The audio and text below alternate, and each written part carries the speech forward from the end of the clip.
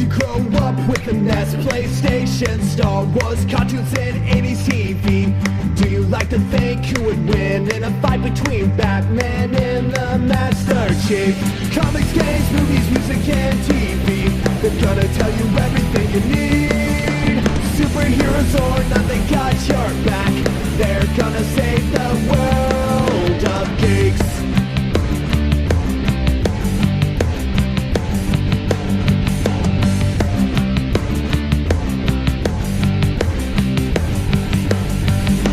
Games, movies, music, and TV, they're gonna tell you everything you need.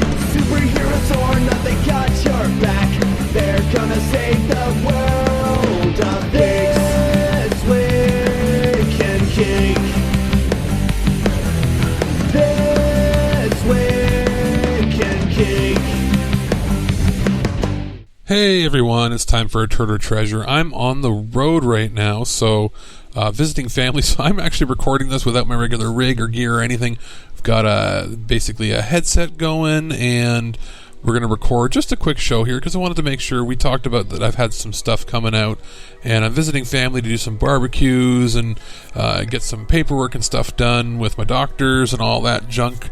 So this show is pretty straightforward. We've got a quick review of Nemesis 5, which is so far the last in the series of the Nemesis series, and it's released by a different company on DVD.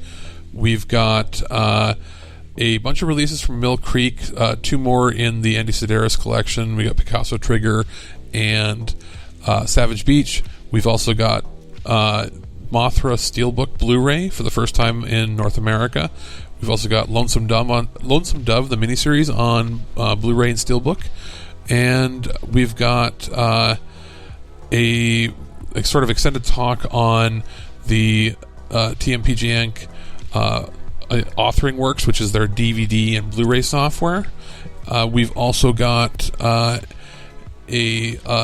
talk on a couple other things. Like, I'm not sure exactly what I'll be talking about when it comes to some of our upcoming releases, because I got some games on the go. But so I think for this show we'll probably talk about the Andromeda strain, because I know Mike said that's going to be on our show, and that was our last TWIG show, and I was like, no, that's a 3-hour movie. I hadn't watched it yet before we but so that was going to be on this show as well. I've got the recording of that, so it's going to be pretty much wham bam straight ahead when it comes to reviews this week.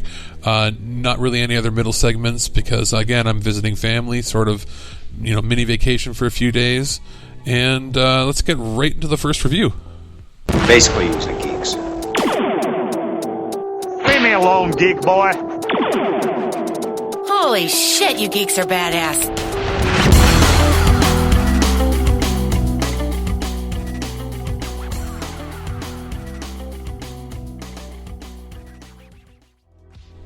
Have a quick one here from Worldwide Multimedia, and it's Nemesis 5, also known as just Nemesis with a 5 at the end instead of the S. How clever. So this finishes off, or at least so far, what the Nemesis series has been. We've had the MVD releases of Nemesis 1 through 4, and this came several years later in like 2017, 2018, somewhere in there. I had a hard time sort of tracking down exactly when this came out, because the DVD release is this right now, 2019, but it seems the film was made in 2017, 2018, somewhere about that. There are a couple cast members returning for it. It's your standard, in-universe sequel to this, mostly in name, but a couple people do show up. It's very low-budget affair. I enjoyed it for what it is. If you're a big fan of the series, it's worth picking up. But to be honest, for just like a rando person off the street, you'll probably want to avoid it, simply because it's not up to the same visual and like audio and just quality in general of the previous films in the series. So it's not really going to tickle your fancy unless you're a big fan like I am of the previous films. That being said, it does have that sort of trauma schlocky value. Like it is a fun movie to watch. So if that's your game, then go right ahead and get into it. But other than that, Nemesis 5, the new model, is not.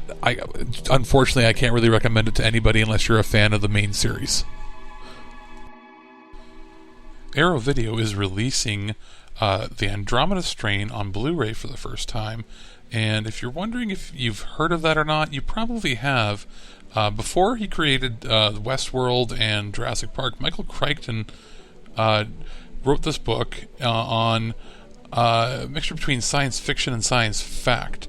And it became a pretty big phenomenon when it first initially aired back in the 70s. A couple years after the book came out, Robert Wise directed a film adaptation, which is about 3 hours long or so, and it's done in sort of a docudrama style.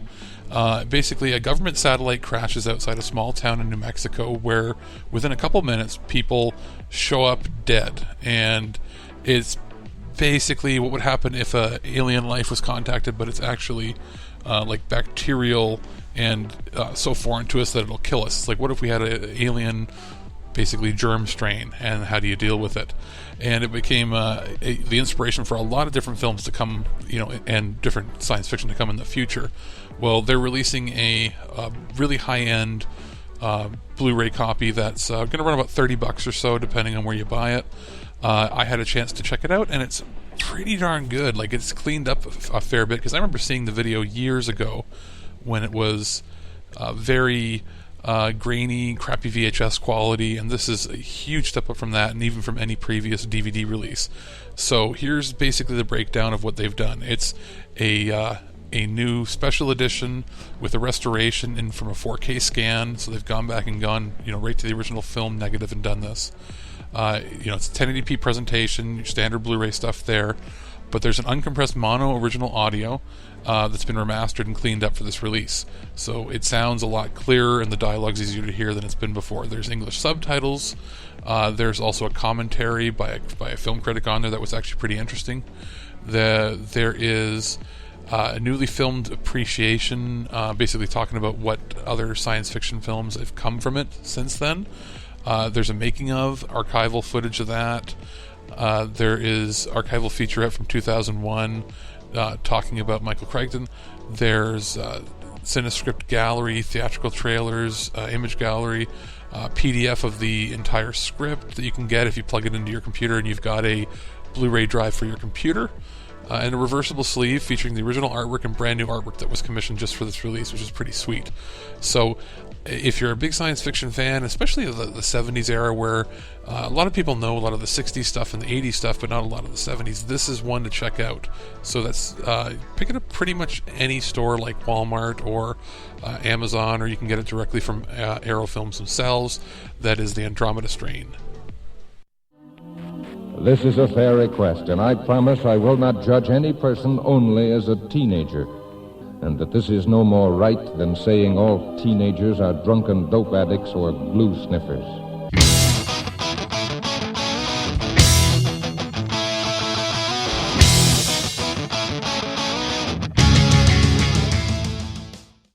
I've been spending the last few weeks going through the Pegasus Systems media authoring software. I've talked about the MPEG encoders. I've talked about the Video Mastering Works 6 and 7, and they gave me the opportunity to check out their Authoring Works 6, which is their DVD and Blu-ray final media authoring software.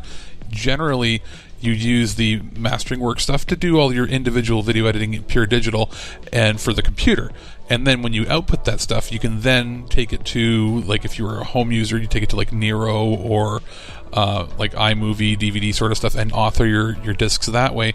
This is sort of a step up from there. It's not into the realm of the crazy complicated stuff that they use for most production studios, but it actually approaches that quality. It's just with a better interface as far as I've found.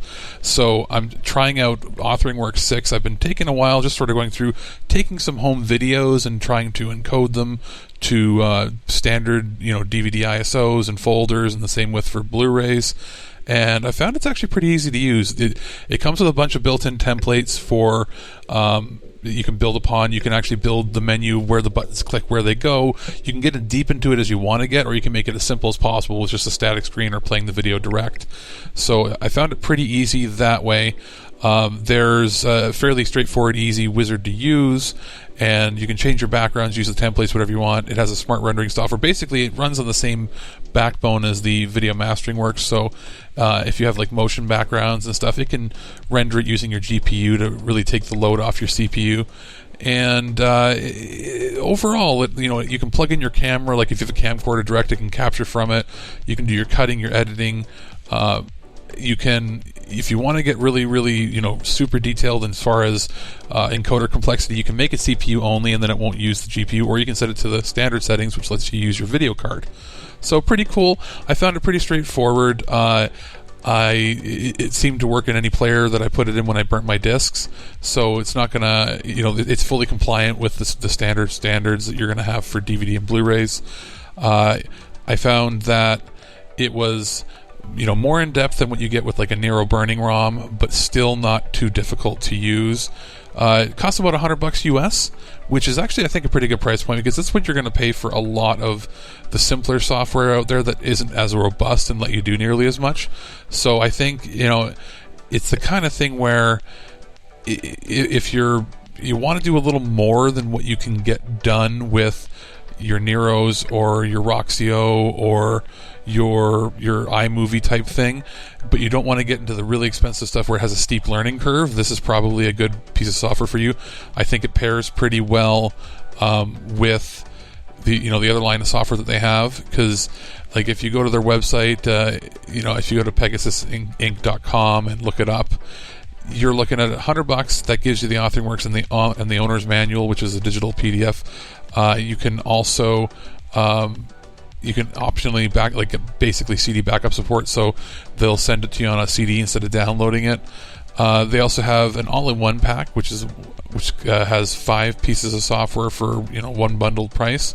It'll saves about $70-$80, and that for about $300, which sounds like a lot, but you get a fair bit. You get that Video Mastering Works 7, which I talked about, which is still like hands down my favorite piece of editing software that's currently available for video editing. Then you get the Authoring Works 6, which so you can actually burn it to discs if you wanted to make backups for yourself, or market yourself if you're making YouTube videos and you wanted to sell your own seasons or whatever. Then there's a MPEG Smart Renderer that they include with that. PGMX Creator, that's basically like making digital interactive videos for websites. There's the Instant Show presenter and the manuals and everything. So it's a pretty decent bundle as is. Then there's also a couple other packages you can get. Like you can get Video Mastering Works 7 and this editing thing for $172. Basically, you spend $100 a piece generally on this stuff, so you save $30-$40 this way. So it's kind of a cool 1-2 punch. And then they usually have upgrade paths too, so if they come up with a new version within a certain amount of time, you can upgrade either for free or for a set amount of money, significantly cheaper, like $20 sort of thing. Don't quote me on the exact pricing, but they do it to allow you to upgrade properly. So they do have upgrade paths for anybody too, which is awesome. There's so many little details in there that you can get into the nitty-gritty when it comes to the actual creation of your DVDs and Blu-rays, that you could spend hours tweaking everything the way you want perfectly, or go with their basic templates and they still look and feel and work better than the really cheapy, crappy ones you get when you get like a Nero type software. So I'm pretty happy with it. Like I said, if you want to go check it out, they have free trials you can download where you get like 30 days of unlimited use. So it's TMPGEnc, that's TempEg, Authoring Works 6, and if you type that in Google, you'll be able to pull it up on their website, and they have pictures of how it works and everything. And if you download it, you're able to use the trial unrestricted, which is pretty cool, because not a lot of places do that, where it's 30 days.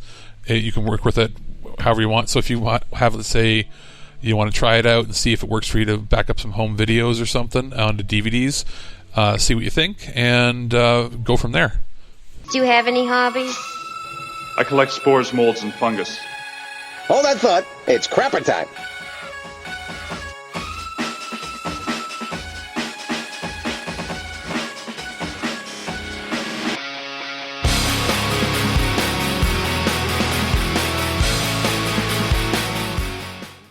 I have a bunch of things from Mill Creek that just came out for the month of July, and I'm pretty excited to talk about them here. I basically went to the door and had a knock, and there was Mr. Mailman, and he said, "Here you go, here's a big bag of goodies." And I went, "Oh, yay." So I opened it up, and inside were a bunch of Mill Creek releases. There's one that we're going to take a little while to talk about, I think probably on another show, and I received Forever Night, which is a show I've been waiting for quite some time to get a new release, because it was impossible to get the third volume of that from Sony years ago because it was way out of print, and we're talking $300, $400, $500 on the aftermarket. So that's going to be another show, because we want to make sure that we actually watch everything and make sure everything works great. But the rest of the releases is what I'm going to talk about right now. So in that package was a Steelbook edition of Mothra on Blu-ray, the original Mothra movie. What you get with it is you get two versions of the film on one disc. You get the American version and you get the Japanese version, which is about a half hour or so longer. They've been digitally restored. They look fantastic. The audio is good. The subtitles are newly translated for the Japanese version. The dub is as good as you can expect for when the movie came out, which is pretty cool. And then it's overall just a pretty stunning. The actual Steelbook case is nice. It comes with a plastic slip cover on it so that you don't have to worry about it really getting dented or smashed or anything. It sort of holds it in place, and it's a hard plastic, which is pretty cool. There's also a feature-length commentary. There's trailers and photo gallery. It's the first time on Blu-ray, so they're using the Japanese remastered copy. Definitely worth it. As an MSRP, about $25 American, so about $30 Canadian. It's going to be worth checking out. Pick it up on Amazon, because I know it's probably where you're going to get it for the best deal, and you'll probably be able to get it in stock. And if you get one that was dented in shipping, Amazon has a good return policy on that. So that was pretty exciting, and of course Mothra is Mothra, so you know if you like big monster movies, it's fun. Also in that same Steelbook series, we've also got Lonesome Dove. They've released this previously, so I don't need to review the quality of the actual discs. The discs are the same and the same quality. So the miniseries is split over 2 discs, and it comes in a really nice Steelbook case that's been newly designed. As far as bonus features, just so you know, there's blueprints of a masterpiece. It's an original sketches and concept art on location with the director, remembering Lonesome Dove, which is vintage interviews with the cast and crew, and then interviews with the person that Larry McMurdy that wrote the original book. So and then the montages, that sort of stuff, little extra things in there. Because it's split on 2 discs, normally I would say, well, yeah, you could fit all the data on one disc, but it's actually at a really high quality here by being split on 2 discs, because it does have a fairly long runtime. We're talking, about 5.5 hours or so. So you could put that on one disc, but then you might have to lower the quality a little bit. So spread over 2, looks great, sounds great. I remember watching it on DVD when it first came out on DVD, and it was pushing it, the visual quality wise, of what you could fit on the disc, because it was compressed so much. And this is a lot less compressed, and it sounds and looks great. Has a retail MSRP about $35 American, so expect to pay that or maybe a little less depending on where you pick it up from. And one advantage is this comes with digital, and the digital copy is for that new Movie Spree website that Mill Creek owns, and it's a much better streaming platform than what they had before with their digital copies. They might still be running it, but you sign up for free for $1. You get like 100 movies, and then you can pay, or you get 100 movies free if you signed up with their code that they have on the website. For another $1, you get another 100 movies, and a lot of them are public domain in that, but they are decent quality, up to 1080p streaming, stereo. I don't think there's anything in surround sound, but as far as stereo streaming goes, it's about the same quality as you get from like a Hulu or something like that, which is pretty good. And the website interface is so much better. So you do get the digital copy, so you can watch it whenever, which is pretty sweet. So those are the 2 Steelbooks that came out this month with it. The next 2 films that are fantastic. It's Picasso, Trigger, and Savage Beach, the next 2 films in the Andy Sedaris collection, which I talked about, Hard Ticket to Hawaii and Malibu Express. It's more of the same as far as quality. Huge visual upgrade from the DVDs that have been out previously. Same with the audio, has been cleaned up. It has all the special features from the previous releases that they've released, so you get all of that. You also get some fantastic artwork for the actual cases. They also come with Movie Spree download codes, which are great. As far as the 2 films go, you can really watch any of these films in any order. It doesn't really matter. They're just fun, dumb, brainless movies. But between the 2 of them, I like Savage Beach probably more than Picasso Trigger, but I am very happy they're coming out with these. The cases and everything look fantastic on my shelf. I love that. I wish they would do more DVD releases like this, because a lot of times they have crappy artwork, or they just are plain. These have like really nice eye-popping artwork, and the movies themselves, I'm surprised at how good the video quality is of it, considering what kind of releases they've had in the past. So I know that they're going to be releasing the rest of the series, basically whenever they release them, it's 2 at a time. I can't wait for the next ones, because eventually I'm going to have my shelf full of these movies, and they're going to be fantastic, and we'll have to do like a full watch. Maybe we'll do some fan commentaries on them or something in the future, because I can't get enough of these. These are like big, dumb, brainless booby movies, and I love it. So that's basically everything that we've got right now, because we already talked about the Space Station show on the last TWIG show, and we're going to be talking about the release of Forever Night at another time, because I wanted to make sure that we could cover all the episodes in there, because it's 3 seasons, 22 episodes for the first season, 26 for the second, 22 for the third, and it's in the new box. We'll talk about that on the next show, and they've got some more stuff probably coming in the near future from them, but they've been rolling out with a lot of good stuff. So basically, pricing wise, you're looking at the Steelbooks anywhere from $30-$35. Both of them are worth it. They're both good programs, especially the Mothra. It looks fantastic if you want to keep that on your shelf for your monster movie collection. For Picasso Trigger and Savage Beach, they got a $20 MSRP. You'll probably get it for a little cheaper than that. Well worth the price, considering they're remastered and they have great artwork and all the special features from the past and digital copies and all that hullabaloo. So I'm going to recommend all of them this time. So check them out. You'll find them probably at Walmart, Amazon. It will be a cheap option as well, and you can always check it out at Mill Creek's website. So that's millcreekent.com. Those magnificent bastards. Color me kooky, but something very odd is going on around here. You're not allowed to talk anymore.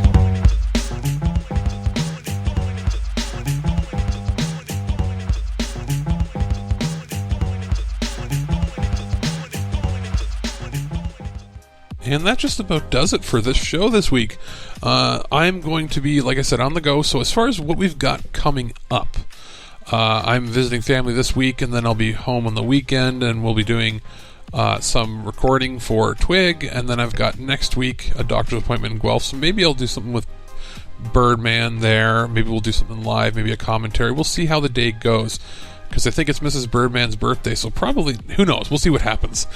And then later on that week, I'm going to visit my grandmother in Scarborough. I'm gonna stay over for a few days as another mini vacation. So I'll try to have some stuff pre-recorded. As far as the schedule goes, here's some sort of insight into what we're doing on the show and on the website for the next little while. I'm going to be scheduling those classic episodes of either interviews or sometimes commentaries a few times a week. So we're looking at Sundays, Tuesdays, and Thursdays is the idea when we'll have those shows come out. And I've already scheduled in probably about 10 episodes or so over the next few weeks. Mondays are the regular TWIG show. They release usually in the afternoon after we've recorded. Then Wednesdays will be the TurdOrTreasure show. Hopefully I can try to make one every single week. That's the goal. Even if I'm on the go, I'll make sure I get something out. And then we have our Fridays and Saturdays are when we usually will have either a special show, like a one-off, or if we're doing commentary, that they're sort of left open for that. For one of those two is usually when we syndicate either a Mayhem Mics or one of the shows we do with the Geekcast Radio Network or a Botched Roll.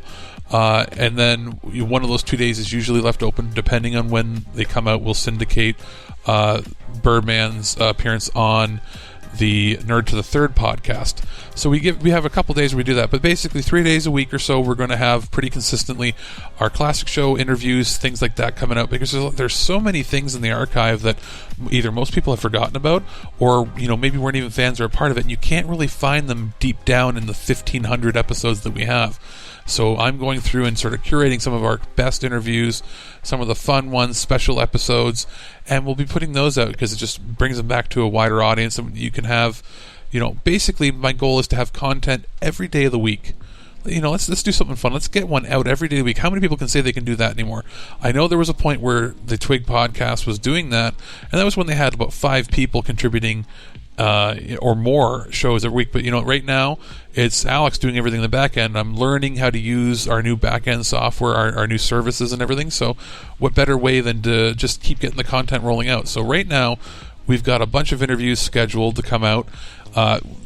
We've got some classic interviews with David Hayter, Kyle Hebert, Sean Schemmel. We've also got, I think, an interview with an author. Who else do we have on here? We have Troma's Uncle Lloyd Kaufman on there, and maybe a few more coming out. And then basically in between that, we have a regular show. So you're never going to be without your TWIG pals, your TWIG content.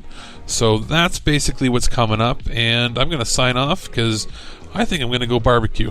Well, that's our show. All right, here's the deal. Every time you watch my show, I will send you $40. Checks will not be honored. You've been listening to This Week in Geek, your source for guaranteed nonsense or your money back. Tune in next week for more info on the most important things you didn't need to know. Check out our website at ThisWeekInGeek.net and subscribe to our podcast through iTunes or any podcatcher. If you'd like to comment on this episode, head over to this episode's post at ThisWeekInGeek.net and leave a comment through Facebook Connect. Follow us on Twitter at ThisWeekInGeek.net and follow our Instagram at twig_official_podcast. Social media not your thing? Send us an email at feedback@ThisWeekInGeek.net. We'll see you next time, and remember, lower your shields and surrender your listenership. Just when you think this show is terrible, something wonderful happens. What? It ends. I have to go. Somewhere there is a crime happening. And it goes something like this. In the beginning, we were all fish, okay? Swimming around in the water. And then one day, a couple of fish had a retard baby, and the retard baby was different, so it got to live. So retard fish goes on to make more retard babies, and then one day, a retard baby fish crawled out of the ocean with its mutant fish hands, and it had butt sex with a squirrel or something and made this retard frog squirrel. And then that had a retard baby, which was a monkey fish frog. And then this monkey fish frog had butt sex with that monkey, and that monkey had a mutant retard baby that screwed another monkey, and that made you. So there you go. You're the retarded offspring of 5 monkeys having butt sex with a fish squirrel. Congratulations.